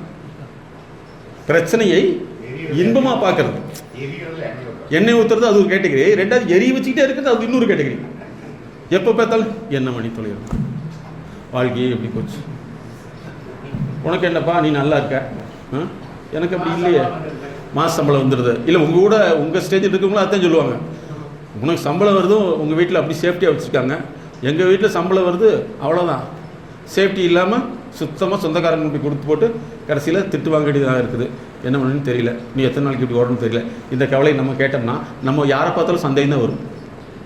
வருமோ வராதுங்களா? நம்ம வீட்டில் கூட இப்படி இருக்குமோ? அதனால தான் சொல்கிறது, நம்ம புது புது நட்புகளை அதிகப்படுத்திக்க வேண்டும். பிரச்சனைகளை காது கொடுத்து வாங்காதீங்க. அது நீங்கள் காது கொடுத்து விலைக்கு வாங்குறது சமம். பிரச்சனைகளை வாங்காதீங்க. மருத்துவ ரீதியான ஆலோசனை என்பது வேறு, மனோத்துவ ரீதியான ஆலோசனை என்பது வேறு. நாங்கள் சொல்கிறது உங்களுக்கு விழிப்புணர்வு. இதெல்லாம் இருந்துச்சுன்னா அது சரி பண்ணிக்கலாம்னு சொல்லிட்டு, ஓகேவா? ஸோ இனிமேல் வந்து உங்கள் வீட்டில் வந்து இன்னும் ஹாப்பியாக இருக்க போகிறீங்க. அவங்க இன்றைக்கி போகையிலே ரொம்ப சந்தோஷமாயிடும். காலையில் ஒரு நேரத்துலேயே வந்து அத்தனை பேர் நீங்கள் பேர் மனப்பாடம் பண்ணிடணும். சரிங்களா சார்? ஊட்டியில் பிரகாசம் இருக்க திருப்பிட்டு சொல்லிட்டு அப்படி ஞாபகத்தை வச்சுட்டே வரீங்கன்னா போதும். செல்வராஜ் ஒரு தலைவர் இருக்கார், செல்வராஜ் மனப்பாடம் பண்ணிட்டே போங்க. உங்கள் வீட்டில் என்ன மனப்பாடம் பண்ணிட்டு இருக்கார்? செல்வராஜன் ஒருத்தர் இருக்கார், அவ்வளோதான். அப்போ என்ன ஆகுனா நம்ம அறியாமே நம்ம வந்து ஃப்ரெண்ட்ஷிப் ஆயிடுவோம். நம்ம அதை விட்டு போட்டு பல நாளாவே பழகிட்டு இருக்குது. அவரும் நம்மளை விடவே மாட்டார். நீ என் கூட என்னை தவிர எவ்வளோ பழகின பிச்சு கூட பிச்சு இல்லைங்களா? இது ஸ்கூல்லேயே எப்படி இருக்குது சார்? ஸ்கூல்லேயே அந்த பிள்ளைங்க வந்து ஒரு சிலது விடாதுங்க, என் கூட மட்டும் ஃப்ரெண்ட் ஆகி, அதுக்கு பேர் பொசிட்டிவ்னஸ் சமம். அப்படியே நம்ம எல்லாமே நம்ம நட்பாக தான் இருப்போம். ஓகேவா? ஃபாலோ பண்ணலாமா? ஸோ இன்னையிலேருந்து உங்களுக்கு தயக்கம் வந்து இன்னையோட உடச்செறியணும். வாங்க 2 பேர் வரவே இல்லை, வாங்க 2 பேர் என்னது? சரி உட்காருங்க. இனிமேல் நல்லா புரிஞ்சுங்க. நான் உங்களை 16 மாத்திரக்கு ட்ரை பண்ணிட்டு இருக்கேன், நீங்கள் 67 இருக்கீங்க. இனிமேல் இந்த மாதிரி பழக்கம் இருக்கவே கூடாது. உங்களுடைய உடல் இயக்கம் அவசியம். உடல் இயக்கம் இனிமேல் அவசியம். வாக்கிங் போகணும், ஜாக்கிங் போகணும், அந்த எக்ஸசைஸ் இந்த எக்ஸசைஸ்லாம் தேவையே இல்லை. நீங்கள் எங்கே கூப்பிட்டாலும் முன்னாடி போகக்கூடிய உற்சாகம் இருந்ததுன்னா அது உங்களுக்கு மிகப்பெரிய விஷயமா மாறிடும். இதில் பாருங்கள், இவ்வளவு கடந்தவர்கள் சொல்லக்கூடிய வார்த்தை என்னன்னா ஆர்வம், அணுகுமுறை, மற்றொருக்குமே முன் வாய்ப்பை பயன்படுத்திக் கொள்ளுதல், அதுக்கடுத்து தலைமை பண்பு, நல்லது செய்ய வேண்டும் எண்ணம். இதை நீங்கள் அதிகப்படுத்திட்டே வாங்க. நீங்கள் நல்லது செஞ்சு தோல்வி அடைஞ்சிட்டீங்கன்னா கவலைப்படாதீங்க. நீங்கள் தோல்வி அடையவே இல்லை, அவர்கள் வந்து தோல்வி அடைந்தவர்கள். சரிங்களா? எப்பவுமே வந்து நீங்கள் புது அறிவை புதுப்பித்து கொண்டே இருக்க வேண்டும். 3 மாதத்துக்கு ஒரு உங்கள் அறிவு வந்து புதுப்பிக்கலைன்னா உடம்பு பழசாயிரும், அறிவும் பழசாயிரும். இனிமேல் வந்து மனசுனாவே அறிவு தான். மனசு கஷ்டம்னு சொல்லக்கூடாது, அறிவு அதை சமாளிக்க முடியலன்னு சொல்லணும். ஓகேங்களா? இப்போ மேடம் வந்து மறுபடியும் அதை கண்டினியூ பண்ணுவாங்க. அப்புறம் டிஸ்கஸ் பண்ணிட்டு இருந்த மாதிரி நம்ம வீட்டில் பெண் குழந்தைகள் இருக்கிறாங்க அப்படிங்கிற பட்சத்தில் உங்கள் வீட்டில் இருக்கிறப்பவே உங்கள் பேச்சுக்கு அந்த குழந்தை கேட்குதான்னு பாருங்க. இல்லை எடுத்துருந்து தான் பேசுது, யாரையுமே மதிக்க மாட்டேங்குதுன்னா நீங்கள் அந்த பெண் குழந்தைக்கு ஒரு கைடன்ஸ் கொடுத்து அப்பவே சரி பண்ணிக்கோங்க. இது ஒரு கேட்டகரி. நெக்ஸ்ட் பார்த்தீங்கன்னா எல்லாமே நல்லா செய்யும், ஆனால் கல்யாணத்துக்கு அப்புறம் பிரச்சனை வரும். அங்கே போய் அந்த சூழல் நம்ம வீட்டில் நம்ம பெண் குழந்தை நல்ல குழந்தை தான், அங்கே போகிறப்ப சார் அப்பா சொன்ன மாதிரி அந்த எதிர்வாதம் பேசக்கூடிய நபர்கள் இவங்க சமாளிக்க தெரியாது, சாதுவாக இருப்பாங்க. இவங்களுக்கு வரக்கூடியது ஒரு பிரச்சனை. அப்போ எப்படி அணுகணும்னு தெரிஞ்சுக்கிறதுக்கு தான் இந்த உளவியல் பகுப்பாய்வுன்னு சொல்கிறோம். அப்போ இது கவுன்சிலிங்கோ அட்வைஸோ கிடையவே கிடையாது. நம்ம அறிவு எங்கே சிக்கிட்டு இருக்குதுன்னு பார்த்து நம்மளை விழிப்படைய செஞ்சுட்டோம்னா நம்ம வாழ்க்கையில் ஜெயிக்க முடியும். அப்புறம் அடுத்தது பார்த்தோம்னா நம்மளோட முடக்கும் நம்பிக்கை தான் மூட நம்பிக்கை. அப்போ நம்மளால எந்த செயல் செய்ய முடியலையோ அது உங்களை முடக்கும். அன்றாட வேலைகளாகட்டும், அலுவலக பணிகளாகட்டும், குடும்ப நபர்களாகட்டும், இல்லை நீங்கள் ரிலேஷன் சர்க்கிள் ஆகட்டும், உங்களால எது ஒரு தடைகள் அப்படியே டிஸ்கஸ் பண்ண மாதிரி இந்த 18 தடைகளில் உங்களுக்கு எந்த தடை இருக்குதோ இதுதான் உங்களை முடக்கிட்டு மூட நம்பிக்கைக்குள்ள ஒன்றுக்குள்ள போய் நம்ம பழைய அறிவில் சிக்கிட்டு அதை ஆக்டிவேட் ஆகிருக்கு. அப்போ நம்ம அறிவை புதுப்பிக்கிறதுக்கு நம்ம தான் தூக்கிட்டு வரணுமே ஒழிய நம்மளை யாரும் தூக்கிவிட வரவே மாட்டாங்க. ஏன்னா தான் முன்னேற மட்டும்தான் பார்ப்பாங்க. எப்போ நம்மளுக்கு கீழே மற்றவர்கள் முடங்கி இருக்காங்களோ மற்றவர்களுக்கு அது வாய்க்கும். இனிமேல் ஒவ்வொரு நாளுமே உங்களை நீங்கள் தூக்கிட்டு வாங்க. யார்கிட்ட எதையை எப்போ பேசணும்னு தெரியாமல் பேசுறதுனால தான் நம்ம பல இடங்களில் மதிப்பீடு இல்லாமல் போயிடுறோம்.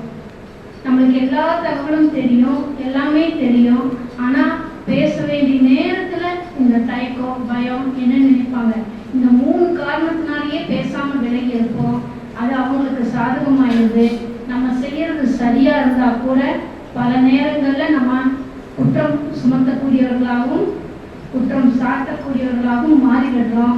நம்மளே மதிப்பீடு அற்றவர்களாக மதித்து நம்மளே விலக்கி வச்சுக்கிறோம், மற்றவங்களும் விலக்கி வச்சுக்கிறோம். நிறைய இடங்களில் நீங்களே பார்த்துருப்பீங்க, எல்லாமே தெரியும், ஆனால் ஒதுங்கி நிற்கிறதுனாலேயே இவங்களை மதிப்பீடு திருமணத்தோட ஒரு பெண்ணோட அம்மா அப்பாவாக இருந்தாலும் கூட, கல்யாண பொண்ணோட அம்மா அப்பாவாக இருந்தால் கூட ஒதுங்கி தனியாக நிற்கிறாங்க.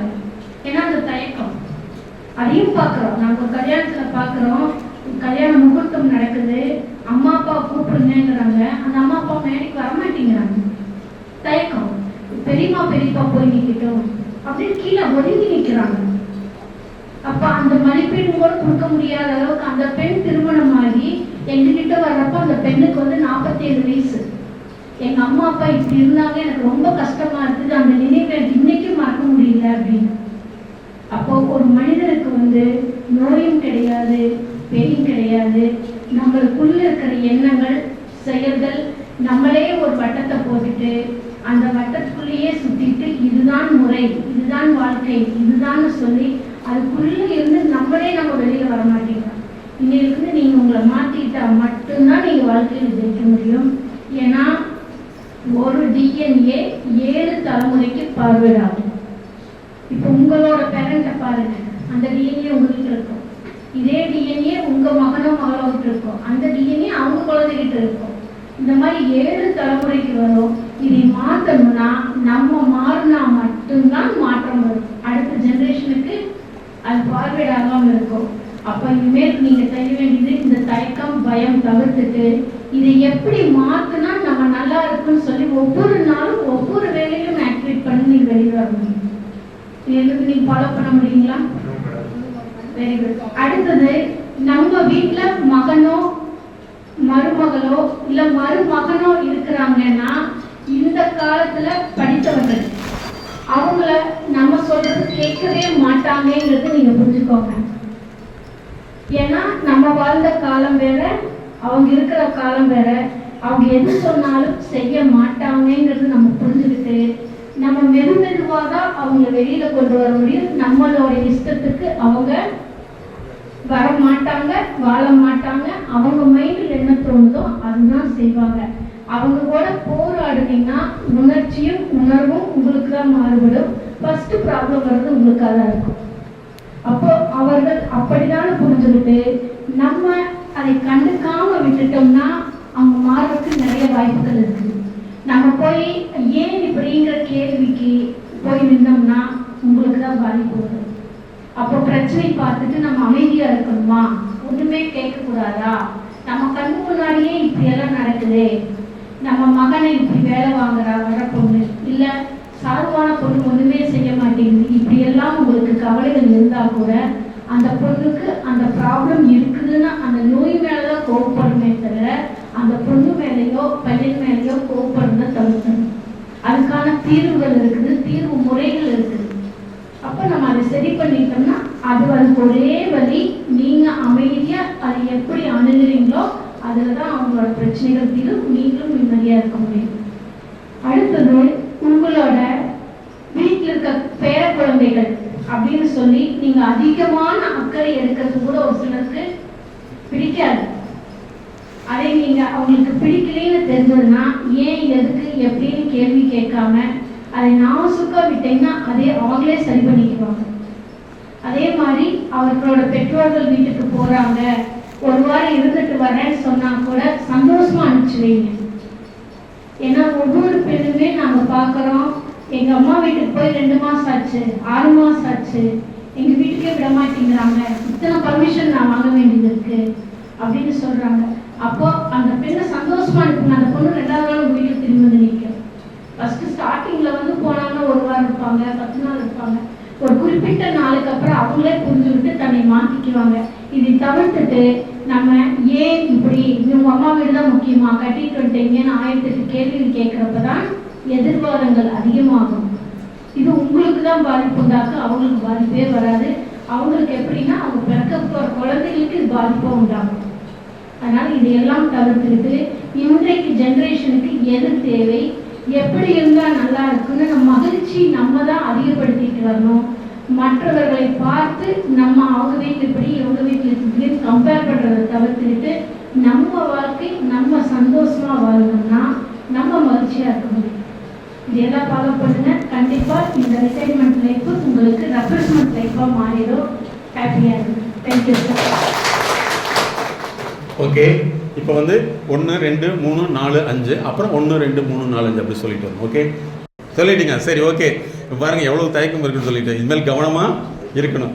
நம்மளை மாதிரி மருத்துவர்கள் இருந்தால் என்ன ஆயிரும், இந்த ஊசிக்கு மேலே அந்த ஊசி போட்டு மாட்டிடுவாங்க. அதே மாதிரி வந்து நல்லா நீங்கள் புரிஞ்சுக்கணும். நமக்குள்ள பிரச்சனை எத்தனை இது இருக்குது? 23. எல்லாத்துக்கும் 43 இருக்கும். உங்களுக்கு 23 சந்தோஷப்படுங்க. குரோமோசோம் மாதிரி. ஓகே, ஒன்று சொன்னவங்களா எழுந்திரிங்க. 1 சொல்லுவாங்க, இங்கே வாங்க, இங்கிட்ட வந்துருங்க. 2 சொல்லுவாங்களா, இங்கிட்ட வந்துருங்க. சார் அந்த ஒரு வயர் இருக்கும், இப்படி வந்துருங்க. 2 சொல்லுவாங்களா, இங்கிட்ட வந்துருங்க. 3 சொல்லுவாங்க, அந்த கேட்டுக்கு வெளியில் போயிட வேண்டாம், கேட்டுக்குள்ளே இல்லைங்க. 3 சொல்லுவாங்க, போயிருங்க. 4 சொல்லுவாங்க, இந்த மூளைக்கு போயிருங்க. 5 சொன்னவங்க நடுவில் வந்துருங்க. எப்படி? Very good. 4 எல்லாம் அங்கிட்டு, இந்த சைடு கிட்ட 3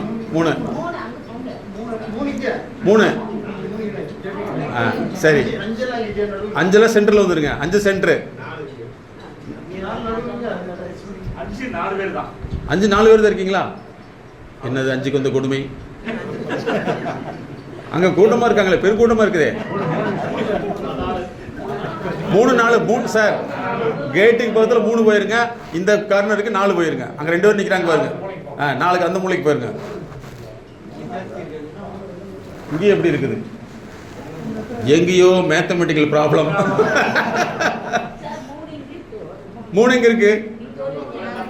அப்போ 3 அங்கே போயிருங்க. 3 அங்கே போயிருங்க. விட்டுருங்க, பரவாயில்ல. சரி சரி, ஓகே, எல்லாம் அவ்வளோதான். ஹாப்பியாக எடுத்துக்கணும். சரி, இங்கே மட்டும் அங்கே எத்தனை பேர் இருக்கீங்க சார்? 7. இங்கே எத்தனை பேர்? 8 சார். 8. இங்கே 2 பேர் வாங்க, அங்கே 2 பேர் வாங்க. இவங்களாம் ஒரு கரெக்டாக இருக்காங்கன்னு நினைக்கிறேன். ஒரு 2 பேர் அங்கிட்டு இங்கிட்டு வந்துருங்க சார். நீங்கள் 2 வரைக்கும் போயிருங்க.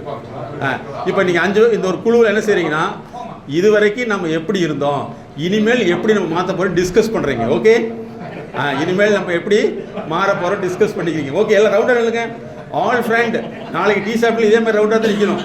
எல்லாம் ஃப்ரெண்ட் ஆகிக்குங்க. இப்போ நல்லா இருக்குல்ல? இது திரும்ப எல்லாம் ஒன்றா வரும். மூஞ்சி பாருங்க சார். ரவுண்டு சார், ரவுண்டா அப்படி நின்றுங்க. நீங்கள் ரவுண்டா எல்லாம் டிஸ்கஸ் பண்ணிங்க. இது வரைக்கும் எப்படி இருந்தோம், இனிமேல் எப்படி இருந்தோம்.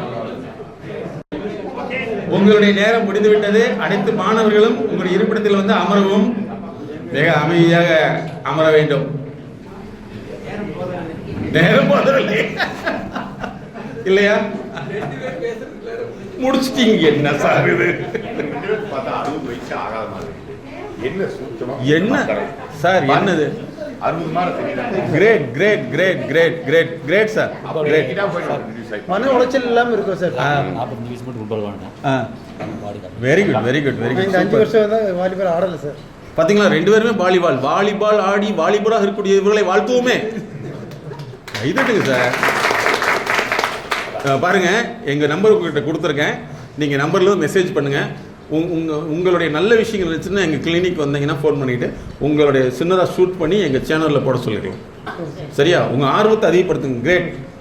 ஊட்டி கூப்பிடவே மாட்டேங்கிறீங்க. கண்டிப்பாக வாங்க சார். ஊட்டி வால்பாறை பாருங்க, எங்களுக்கு எவ்வளோ அதிர்ஷ்டம் சொல்லிட்டு. இங்கே போனால் வால்பாறை, இங்கே போனால் ஊட்டி, எவ்வளவு கூப்பிடாமல் இருந்தீங்க. கூப்பிடுங்க. தேங்க்யூ. ஃபோன் வச்சுருக்காங்க. சரி, நீங்கள் மெசேஜ் பண்ணி விடுங்க. Okay, good. இந்த குந்தாவளியில் யாராவது இருக்கீங்களா? யாரு? ஓ, வெரி குட். உட்காரு. ஜென்ரேஷன். உங்கள் யூனிட்டி எங்களை கூப்பிடவே மாட்டேங்கிறீங்க. பர்மிஷன் வாங்குறீங்க, கூப்பிட்றீங்க சுற்றி பார்க்குறதுக்கு. Okay, good, very good. இப்போ பாருங்கள், எல்லாட்டும் பழகிற முன்னாடி ஒரு சந்தோஷம் வருதா வரலையா? வருதில்லவா?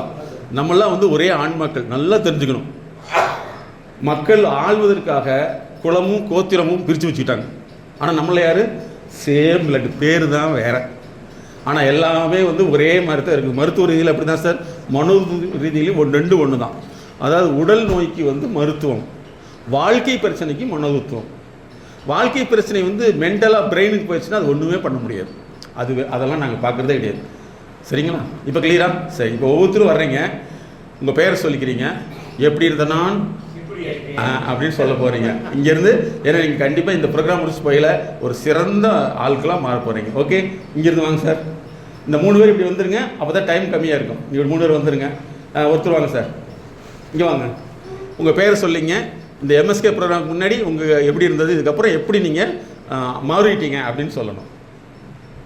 முன்னாடி சொன்ன இதில் எழுதுன மாதிரி தயக்கம் இது அப்படின்னு அந்த மாதிரி நான் நிறைய அந்த மாதிரி விட்டுருக்குறேன். வாய்ப்புகளை எழுந்திருக்கிறேன். இதுக்கு மேலாம் நம்ம ஒரு கை பார்த்துடலாம் அப்படின்ற மாதிரி எதை பற்றி கவலையும் இல்லை. அப்படியே சூப்பர். தேங்க்யூ. பிரகாஷ் இன்ட்ரோடியூஸ் பண்ணார் இல்லைங்களா, அந்த மாதிரி எல்லாருமே ஆகணும்னு சொல்லி ஒரு இன்ட்ரெஸ்ட். Very good. வெரி இளமையோடு இருக்கணும். இளமையன்னு பூங்காற்று. Thank you sir. அடுத்து வாங்க. தேங்க்யூ. Very good. வாங்க. அனைவருக்கும் வணக்கம். நான் ஊட்டி எஸ்எஸ்லேருந்து ஆப்ரேட்டராக இருக்கேன். உதயகுமார் பேர். இந்த கிளாஸ் இதுக்கு முன்னாடி 2 கிளாஸ் நடந்துச்சு. எனக்கு அந்த அளவுக்கு ஒரு ஈடுபாடு இல்லை. ஏன்னா இப்போ முத்திரைக்குனாங்க, அதெல்லாம் நமக்கு அந்த அளவுக்கு வராது. இப்போ இந்த கிளாஸ் வந்து எனக்கு ரொம்ப மைண்டுக்கு நல்லா ஃப்ரெஷ்னஸ் ஆகிற மாதிரி எனக்கு இருந்துச்சு. இது ரொம்ப யூஸ்ஃபுல்லாக இருக்குது.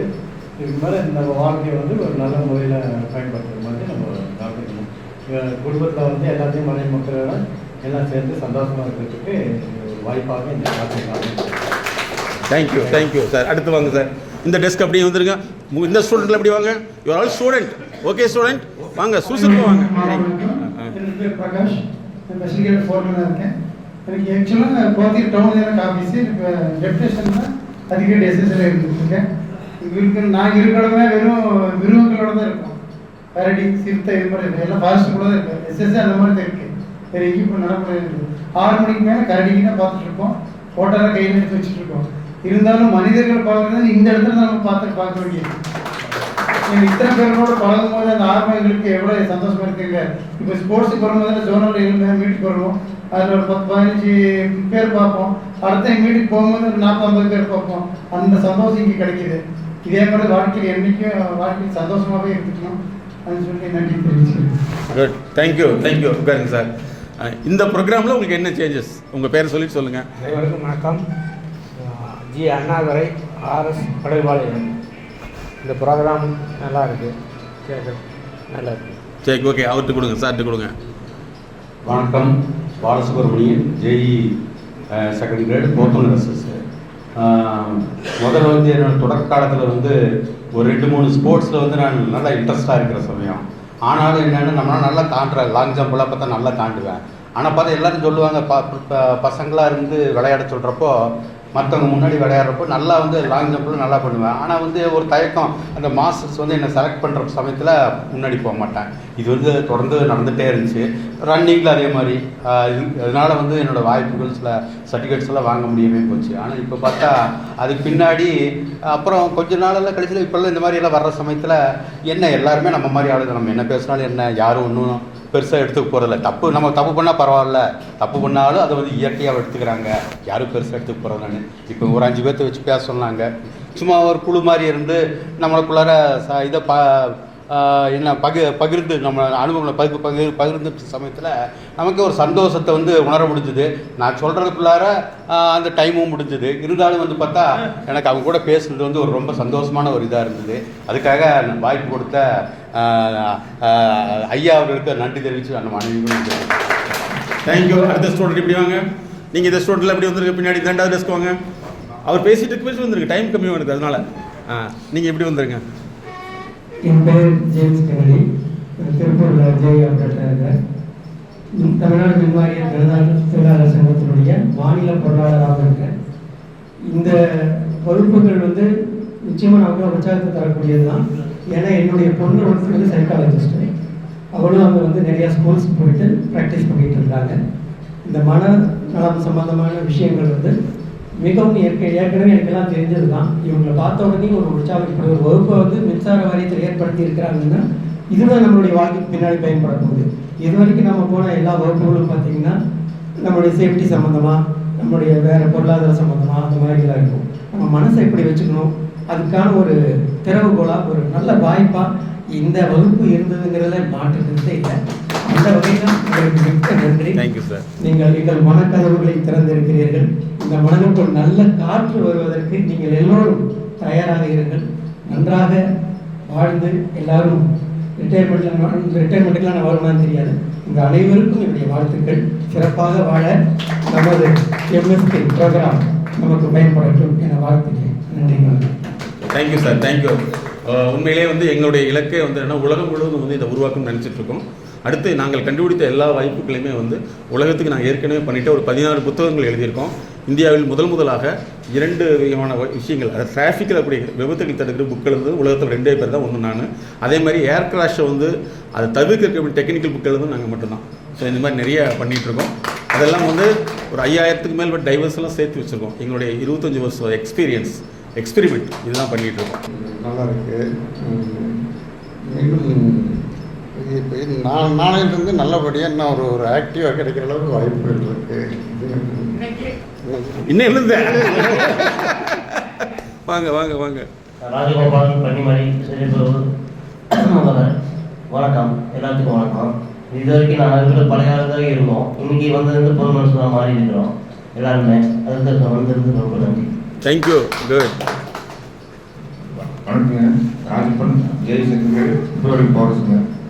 இவ்வளோ அந்த மேடை பேசுகிற வந்து முன்னாடி வந்து பேசி பழக்கம் இல்லைங்க. அதனால் கொஞ்சம் தயக்கம். இனிமேல் கொஞ்சம் அது இல்லாமல் முடிஞ்ச ஒரு தைரியமாக பேசுவோம். Good, very good, very good. ஆமாம் வாங்க சார். அனைவருக்கும் வணக்கம். நான் வந்து ஏடி சூப்பர்வைசராக மெட்ரோவில் இருக்கேங்க. என் பேர் சின்ன தைங்க. ஆனால் சிஐடி யூனியனில் இணை செயலாளராக இருக்கேன். இருந்தாலும் கொஞ்சம் தயக்கம், மேலே ஏறி பேசும்போது இதெல்லாம் இப்போ கொஞ்சம் தைரியமாக இருக்குங்க. ஆனாலும் எல்லாரும் கேட்குறாங்க, ரிட்டையர்ட் ஆகிட்டு என்ன பண்ணுவீங்கன்னு. நான் ரிட்டையர்ட் ஆகிட்டு 2 பக்கம் இப்போவே வேலைக்கு சொல்லி வச்சுருக்கேங்க சார். போகணும், முடிஞ்ச வரைக்கும் உழைக்கணும்னு இருக்கேங்க சார். நீங்கள் எடுத்த class.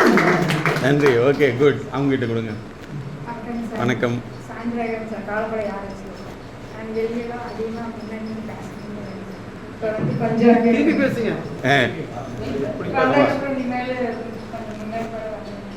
Very good, very good. அம்மாட்ட கொடுங்க. வீட்டில் கரண்டி வச்சு பேசுறாங்க கூட கரண்டி வச்சுட்டு பேசுகிற ஆள் முன்னாடி பேசிடக்கூடாது, பிரச்சனையாயிடும். சிங்காரம் பவரஸ்ங்க, செகண்ட் கிரேட் 4 மணி இருக்கிறேங்க. அப்புறம் கொஞ்சம் உடம்பு முடியலன்னு சொல்லிட்டு நான் வர்றதுக்கு தயங்கினேங்க. ஏடிக்கிட்ட கூட சொல்லி இங்கே பேசணுங்க. அவங்க நீங்கள் போயிட்டு வாங்க, போனீங்கன்னா உங்களுக்கு நல்ல ஒரு இது கிடைக்கும், நீங்கள் போயிட்டு வாங்க, மனசு சமாதானம் கிடைக்கும். காலையில் வரவில்லை எனக்கு கொஞ்சம் உடம்பு முடியும். ஆனால் இப்போ இங்கே வந்த பின்னாடிங்க கொஞ்சம் மனசு நல்லா சமாதானமாக இருக்குங்க. Very good. பேரே பாருங்க, சிங்கார பவர் ஹவுஸ். ஆமாங்க சார். இங்கே வந்த பின்னாடி கொஞ்சம் பரவாயில்லைங்க. 45 வருஷம் ஆச்சுங்க நான் மலங்காடி ஏறி. சொந்த ஊர் வந்து சிறுமுகை. ஆமாங்க சார். அதனால 45 வருஷமா அங்கே இருந்துட்டு சரி இப்போ போயிட்டு இங்கே நம்ம என்ன செய்வோம் ஏது செய்வோம் அப்படிங்கிறது.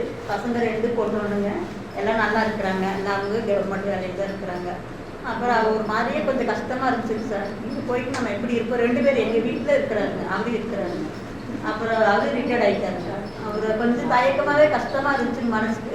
இப்போ இங்கே வந்த பின்னாடி மனசு நல்லா கொஞ்சம் சந்தோஷமா இருக்குதுங்க. வெரி குட் அம்மா, கிரேட் கிரேட். பாருங்க, இதுதான் ஒரு பெரிய விஷயம். சந்தோஷம். பாருங்க, இப்பவே ஃப்ரெஷ் ஆகிட்டாங்க. விட்டா ஓடி போயிடுவாங்க. விடுன்னு உட்காருங்க. சார் வாங்க, செல்வராஜ் சார். அடுத்த ஸ்டூடெண்ட் கிட்ட வந்துருங்க. சாருக்கு வணக்கம், மேடத்துக்கு வணக்கம். Thank you sir. 2-3 பேர் தான் முதல்ல ஃப்ரெண்ட்ஷிப்பு. இப்போ ஒரு பரந்த ஃப்ரெண்ட்ஷிப்பை உருவாக்கி கொடுத்த டாக்டருக்கு அவர் ஃப்ரெண்ட்ஷிப் புதுசாக பிடிக்கணுங்கிறாரு. இப்போ நீங்கள் 30 பேருக்கு பிடிச்சிருக்காரு. அதனால் இந்த மனநல மருத்துவத்தில் ஒரு 10-20 PhD இருந்தாலும் சார் வாங்கணும்னு வாழ்க்கை. தேங்க்யூ. உங்களுடைய நட்பு தான் சார் பெரிய விஷயம். அதாவது என்னை வெளிநாடுகளில் கூப்பிட்றாங்கன்னா எங்களுடைய வீடியோ முகத்தையும் கூட நான் என்னோடய வீடியோவில் காமிச்சிக்க மாட்டேன். அதை பேச்சை கேட்டுட்டு தான் எத்தனையோ நாடுகளில் கூப்பிட்டுருக்காங்க. என்னன்னா நம்முடைய உள்ளார்ந்த நோக்கம் என்ன தெரியுமா, நம்ம பட்ட கஷ்டம் யாருமே படக்கூடாது அப்படின்னு நினைக்கல தான் அந்த வாய்ப்புகள் விழுந்துக்கிட்டே போகும். இதை வந்து இந்த நிறுவனத்தில் வந்து 20 வருஷத்துக்கு மேலே நாங்கள் செஞ்சுட்டே இருக்கோம். எல்லாமே உயரதிகாரிகள் எல்லாமே வந்து என்னுடைய ப்ரோக்ராம்ஸ்னால் அவங்களுக்கு ரொம்ப பிடிக்கும். அவங்க வந்து எல்லா இடத்துலையும் ரெஃபர் பண்ணுவாங்க. பிகாஸ் நம்ம என்னென்னா உள்ளார்ந்த நோக்கத்தோடு செய்கிறோம். Thank you Selvaraj sir. தேங்க்யூ. அடுத்தது வணக்கம். என் பேர் பிரகாஷ் நாராயணன், ஜெய் ஆப்ரேட்டர் தொழிலோடு. எப்போதுமே கூட்டம் பார்த்து ஒரு பயம். அது பஸ்ஸுனா கூட கூட்டம் அதிகமாக இருக்கிற பஸ்ஸில் யாருக்கும் பயந்துக்கலாம். அந்த மாதிரி சின்னதில் அப்படி இருந்ததுனால பேச முடியல. இனிமேல் வந்து கொஞ்சம் பயத்தை கம்மி பண்ணி சார் சொன்ன அட்வைஸ் சேர்த்துட்டு ஏதாவது சிறப்பாக செயல்படுவேன்னு நம்புகிறேன். Okay, thank you. Good good. Chart கொடுங்க சார். வணக்கம் sir. Ramesh foreman, special grade foreman, Mettupalayam. நான் சின்ன வயசுலேருந்து வாலிபால் நல்லா விளையாண்டுட்டு இருந்தேங்க. நான் ஸ்டேட்லேருந்து இது பண்ணிகிட்டு இருந்தேன். அதுவும் இப்போ வயது கொஞ்சம் இதனால நம்மளால் இப்போ வாலிபால் எல்லாம் ஆட முடியாமல் இருக்குது. அது இல்லாமல் எனக்கு ஒரு ஆக்சிடெண்ட் ஆனதுனால என்னால் பதட்டமும் இதுவும் அந்த இருக்கிறதுனால அதனால் பேச முடியாதுங்க. ஸ்ட்ரோக்கு வந்ததுனால என்னால் அந்தளவுக்கு பேச முடியாதனால நான் அந்தளவுக்கு பேச முடியலைங்க. இந்த கிளாஸ் வந்ததுக்கு ரொம்ப நல்லா இருக்குங்க. மேடத்துக்கும் சாருக்கும் ரொம்ப அருமையாக இருந்துச்சு. Thank you thank you. Very good. அதாவது அக்ரோஃபோபியான்னு சொல்லுவோம். அதாவது ஒரு சிலருக்கு வந்து அந்த கூட்டத்தை பார்த்தா பயமாக இருக்கும். அதனால் வந்து இது வந்து ஆரம்பத்திலே தெரிஞ்சிட்டோம்னா அதை சரி பண்ணிக்கலாம். அதே மாதிரி இன்னொரு விஷயம், நம்ம ஸ்ட்ரோக்குங்கிறது கிடையவே கிடையாது. வாழ்க்கை சார்ந்த சிக்கலில் வந்து நம்முடைய அறிவு வந்து மாறும்போது உடல் இயக்கம் மாறும். அதை சரிப்படுத்துறது தான் எங்களுடைய உளவியல் MSKங்கிற தெரப்பி. Very good. இனிமேல் நல்லா இருவீங்க. வாலிபராக மாற போகிறீங்க.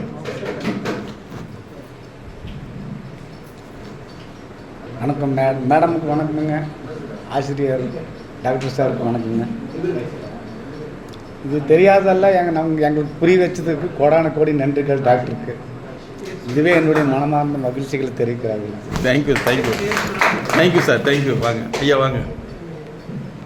சார் முருகேசன் அவசரம் ஜெய் ஆப்ரேட்டராக இருக்கிறேங்க.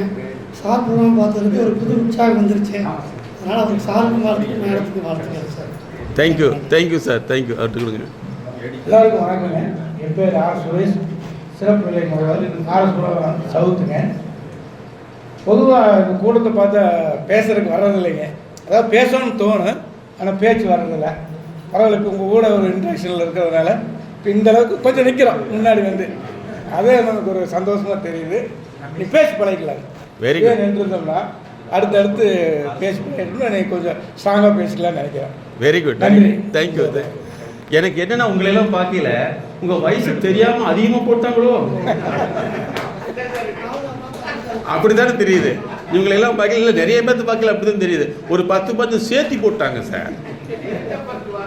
நீங்கள் என்னோட கணிப்படி ஒரு 40 தாண்ட மாட்டீங்கன்னு நினைக்கிறேன். உண்மையான வயது 60 தானுங்க, தோற்றம் 40 இருக்கிறோம். அப்படிலாம் நாங்கள் நம்ப மாட்டோம். உங்களுக்கு வயசு எக்ஸ்ட்ரா போட்டு விட்டாங்க. Thank you Suresh, thank you. வாங்க. அனைவருக்கும் வணக்கம். என் பேர் செல்வராஜ். அரவன் செக்ஷனில் போராட்டம் ஒர்க் பண்ணுறேன். இந்த கிளாஸ்க்கு வந்ததுலேருந்து நீங்கள் சொன்ன மாதிரி இன்னும் போய் பொண்டாட்டி லவ் பண்ணணும், அப்புறம் தயக்கம் பயம் எல்லாம் கொஞ்சம் ரிலீஸாக இருக்குது. பிரகாஷுக்கே தெரியும். அதனால் உங்களுக்கும் மேடம் அனைவருக்கும் நன்றி. தேங்க்யூ. எவ்வளோ உரிமையாக சொல்லியிருக்காரு பார்த்தீங்களா. இனிமேல் பொண்டாட்டி போய் லவ் பண்ணுறதா முதல் வேலை. அனைத்து வேலையும் இன்றோடு தூக்கி விட்டேன். ரிட்டையர்மெண்ட் பண்ண ஓய்வு காலம் முடியாது, காதல் காலம். Very good. இப்படி தான் சார் வாழ. அடுத்து சின்னசாமி ஜே ஆபரேட்டர் பார்த்துட்டு போகிறோம். இந்த ப்ரோக்ராம் ரொம்ப பயனுள்ளதாக இருந்துச்சு. சாருக்கும் மேற்கும் ரொம்ப தேங்க்யூ. என் பேர் சுரேஷ்சந்திரன். மைக்ரோ பவர்ஸில் ஃபார்மேனாக இருக்கேன். இந்த ப்ரோக்ராம் வந்தது எனக்கு ரொம்ப திருப்திகரமாக இருக்குது. இன்னும் கொஞ்சம் பதட்டம் போகலை, கூடி சீக்கிரம் போயிருந்தீங்க. எல்லாருக்கும் நன்றி. நன்றி நன்றி நன்றி. இவ்வளவு தூரம் வந்ததே பெரிய விஷயம் தானே. குட். வணக்கம். தேங்க்யூ. அடுத்தது communication sir. Government first grade. Sir எடுக்கிற ஒவ்வொரு வார்த்தையிலும் ரொம்ப தெளிவாகவும் உணர்வுள்ளதாக இருந்தது. சாருக்கு போடாமல். Thank you thank you. வாங்க சார். அனைவருக்கும் நன்றி. சமீபமாக பிற்போதை ஆய்வாளர் சார். சாருடைய நிகழ்ச்சி பார்த்து எல்லாரும் கேட்டுட்டீங்க. பொருளாதாரத்துலையும் சரி, மற்ற எந்த விஷயமா இருந்தாலும் இங்கே ஒவ்வொரு அடியும் கவனமாக எடுத்து வைக்கணும். அவ்வளோதான் என்னுடைய கருத்து. Thank you thank you. அடுத்து என் பேர் பால்மாணிக்கம். வால்பாறை துணை மின் நிலையம் அயல்பாடி. 17 வருஷமாக ஒரே ஆஃபீஸில் ஒர்க் பண்ணுறேன். JLI ஆப்ரேட்டராக இருக்கிறேன். இந்த ட்ரைனிங் வந்ததுக்கு ரொம்ப நன்றி.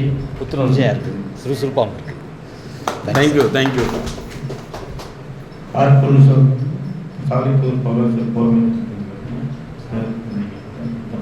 Thank you thank you. வணக்கங்க. உங்களோட நாட்டில் இலையா இருக்குதுங்க. இது வரைக்கும் இந்த நிகழ்ச்சிகளில் நம்ம இதாக இருந்தது. Good, very good. குடும்பப்பேட்டிலிருந்து வந்துங்க. மாலை வணக்கம். ரங்கநாதன், சிறப்பு நிலை முழுவதும். இந்த MSK ப்ரோக்ராம் வந்து சிறப்பாக இருந்தது. இது புது ரத்தம் பாய்ச்ச மாதிரி இருக்குங்க. நன்றி. Thank you thank you. அனைவருக்கும் வணக்கம். என் ஆர்வம் காலப்பாறை போலோஸ்.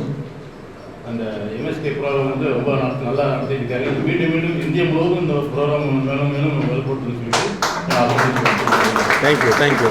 வாங்க, 2 ஆளுக்கு ஒரு நிமிஷம். அனைவருக்கும் வணக்கம். எனது பெயர் ஆனந்தன், சிறப்பு நிலை முகவர் மாதம்பட்டி. இந்த ப்ரோக்ராம் கொஞ்சம் பேசுகிறதுக்கு கொஞ்சம் தயக்கமாக இருந்தது. இப்போ எல்லாம் அளத்தோடு பேசி பழகும்போது குட், தேங்க்யூ. அனைவருக்கும் வணக்கம். நான் துணைமின் நிலையம் மாதம்பட்டியில் ஃபோர்மனாக ஒர்க் பண்ணுறேன்.